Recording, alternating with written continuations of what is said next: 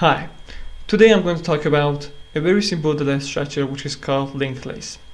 I've just already published a new article talking about this data structure and when to use it and why to use it over arrays. So let's get started with an example.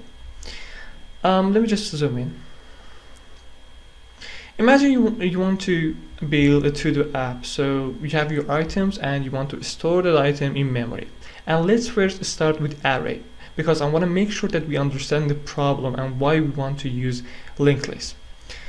When we are using array, imagine you want to store three items in your memory and you store them, and you decide to add another item to that to-dos. So you want to add the fourth item, but the next item is reserved by someone else, is used by someone else. What you're gonna do is that you ask your computer for a different free chunk, and the computer will move the reserve chunk to the right, so you have a free chunk that you can use.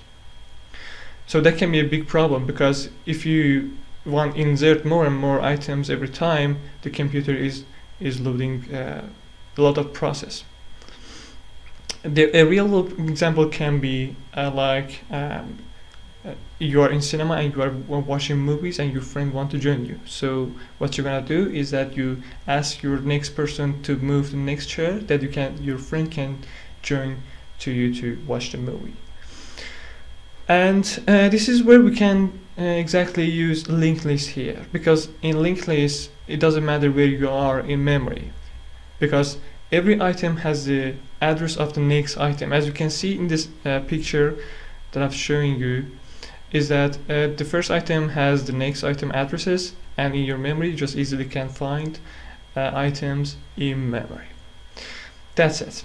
If you have a lot of insertion in memory, it's much better to use the linked list. That's been it. Thanks for watching. Catch you guys in later. Peace.